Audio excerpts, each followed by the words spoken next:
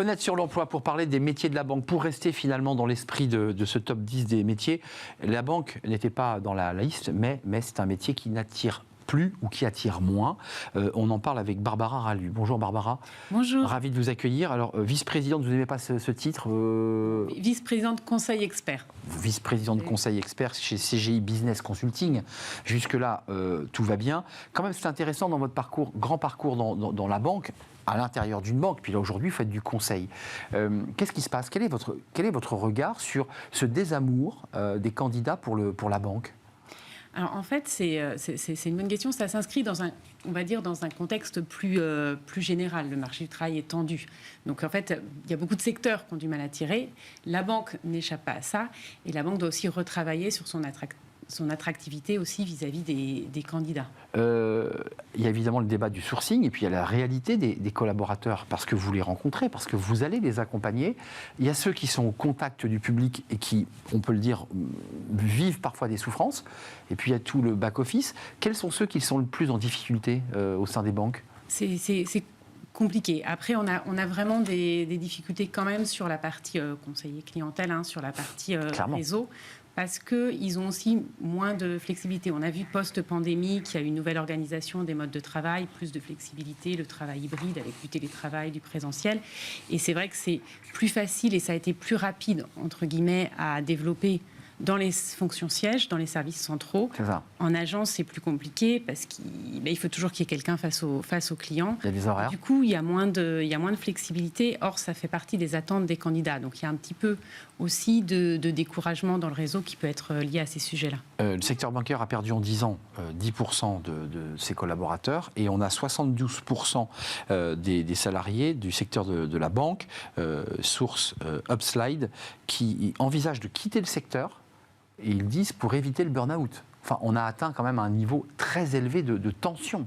Mais il y a une vraie charge de travail parce qu'il y a eu aussi une réduction qui était liée à des exigences, on va dire, d'efficacité opérationnelle, Même. De pouvoir travailler mieux. Il y a eu le développement du digital qui fait qu'on a pu aussi automatiser certaines tâches à moindre valeur ajoutée.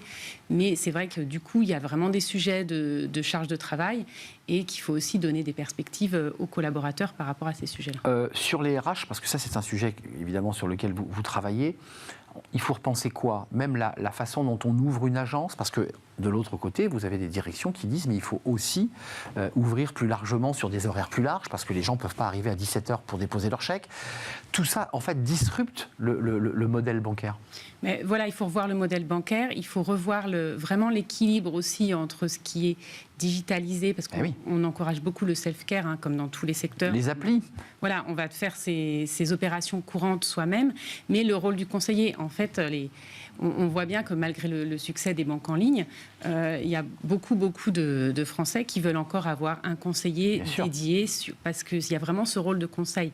Donc on a vraiment cette tendance à faire monter les conseillers sur un vrai rôle de conseil, et tout ce qui est opération quotidienne, on le fait tout seul sur une appli. En tout cas, il y a un vrai sujet à traiter d'ailleurs dans nos débats de Smart Job sur les enjeux du secteur bancaire qui est vraiment à la fois en transformation. Qu'est-ce qu'on doit faire en priorité en quelques mots ? Qu'est-ce que les RH doivent faire ? Sourcer différemment, aller plus vite dans le recrutement, être plus moderne dans le recrutement ? Je pense qu'il y a vraiment des possibilités d'être, voilà, comme vous dites, plus moderne, aller plus vite, faciliter, utiliser tous les outils, s'appuyer aussi sur les nouvelles tendances, parce qu'on veut aussi, quand on va attirer les jeunes générations, les candidats qui arrivent sur le marché du travail, c'est la vidéo qui marche, c'est pas forcément LinkedIn, ça va être les TikTok, TikTok, c'est vrai. Et le média vidéo, parce qu'il faut aussi que le candidat se projette. Donc si on fait une présentation vidéo, si on fait des témoignages, c'est quelque chose qui est très important et qui se fait de toute façon déjà de plus en plus. Non, mais vous avez raison. C'est des témoignages collaborateurs pour qu'ils puissent se projeter, et puis peut-être donner de la visibilité sur la diversité des métiers, parce qu'en fait, la banque, c'est pas que le guichet, voilà, mais pas évidemment. Que conseiller. Il y a plein de métiers, il y a une grande richesse, et pour attirer notamment sur les métiers du digital, les métiers, tout ce qui est dans les DSI où il y a une vraie pénurie, comme dans tous les secteurs, la banque ne fait pas exception. il faut vraiment pouvoir expliquer tout ce qui peut être fait dans la banque. Vous reviendrez nous en parler dans un débat, parce que c'est important d'essayer de comprendre le modèle et sa transformation et comment justement accompagner le secteur bancaire pour donner envie de pousser la porte d'une banque et y travailler. Merci à vous, Barbara Ralu, d'être venue sur le plateau. Vice-présidente, consultante. Conseil expert. Conseil expert. Non, mais j'ai essayé le complet. CGI Business Consulting. Merci à vous. L'émission est terminée. Merci à toute l'équipe. Merci à Ulysse à la réalisation. Merci à Alexis au son. Merci à l'équipe de programmation, Nicolas Juchat et Alexis. J'ai essayé d'accélérer pour ne pas être trop en retard. Je vous remercie évidemment pour votre fidélité et l'intérêt que vous portez à nos programmes. Je vous dis à demain. Bye bye.